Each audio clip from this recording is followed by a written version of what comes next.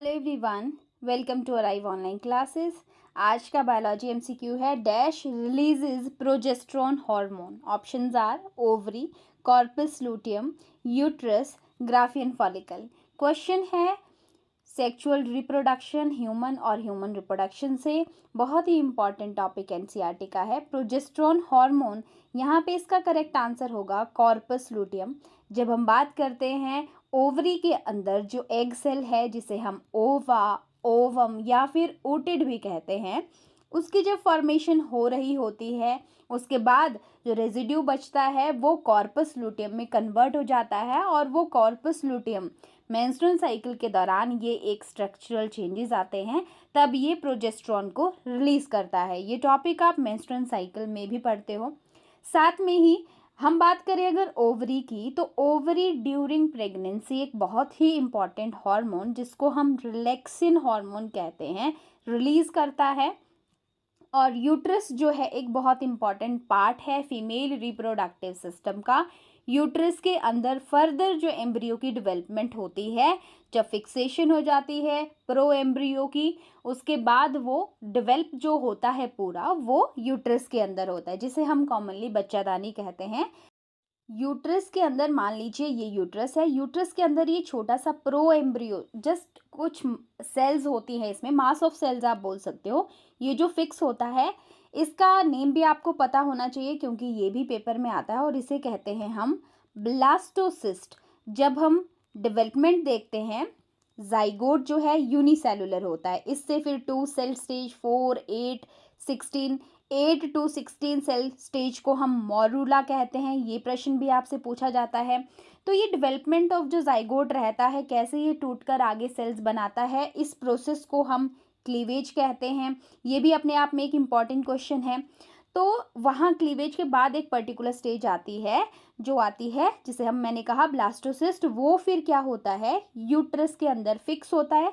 इस फिक्सेशन को बायोलॉजिकली हम बोलते हैं इम्प्लांटेशन। Very important. जब किसी फीमेल में ये इम्प्लांटेशन हो जाती है यूट्रस में, उसके बाद जो प्रेगनेंसी होती है वो कंफर्म होती है। बाकी ग्राफियन फॉलिकल क्या है, ये एक ओवरी में बनने वाला स्ट्रक्चर है जो कि जैसे मान लीजिए ग्राफियन फॉलिकल है तो इसके अंदर एग सेल की फॉर्मेशन हो रही होती है, यहाँ पे स्पेशलाइज्ड सेल होती हैं, राइट। प्राइमरी फॉलिकल बनता है, सेकेंडरी, टर्शियरी, ग्राफियन फॉलिकल भी इसे कहते हैं। तो इस तरह से इसकी फॉर्मेशन होती है। आपको याद रखने हैं रिप्रोडक्टिव सिस्टम से जुड़े हुए जो हार्मोन हैं उनमें से एक बहुत ही इंपॉर्टेंट क्वेश्चन है। क्वेश्चन ये है कि ऐसे कौन कौन से हार्मोन्स हैं जो सिर्फ प्रेगनेंसी के दौरान फीमेल में प्रोड्यूस होते हैं ड्यूरिंग प्रेगनेंसी। तो आपको याद रखना है HCG हार्मोन है।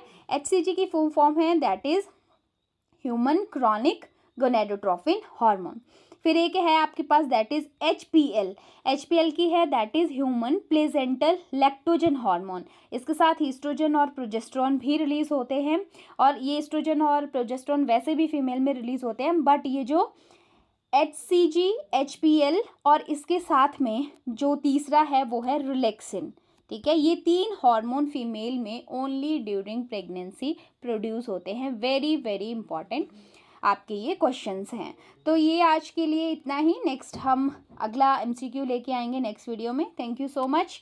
और मैं आपको बता दूं स्टूडेंट, जो भी आप कॉम्पिटिटिव एग्जाम की तैयारी कर रहे हैं, नीट, PGT, TGT या फिर कोई बायोलॉजी रिलेटेड दूसरा कोई एग्जाम आप दे रहे हैं, तो हम NCERT बेस्ड +1-2 लेवल के क्वेश्चन NCERT से आउट ऑफ NCERT दोनों यहाँ पे सॉल्व करते हैं। तो यहाँ आप देख पा रहे हैं हम जो है वो 215 MCQ सॉल्व कर पा रहे हैं और यहाँ पे इन MCQs में आपको एक्सप्लेनेशन मिलती है ईच एंड एवरी जो आपके पास ऑप्शन रहती है उसकी, और साथ में जो टॉपिक उसके अंदर होता है उससे रिलेटेड हम एडिशनल एक MCQ होता है, लेकिन एक MCQ से हम जो है वो 5 से लेके 7 इवन कई बार 10-10 क्वेश्चन भी उस वीडियो में सॉल्व करते हैं। तो ऐसे ही अगर आपको ये वीडियो सीरीज़ अच्छी लग रही है ज़रूर हमारे चैनल को सब्सक्राइब कीजिएगा और वीडियो को ज़रूर लाइक कीजिएगा, अपना फीडबैक ज़रूर हमें दीजिएगा। मिलते हैं अगली वीडियो में। Thank you so much for watching. Have a nice time and take care.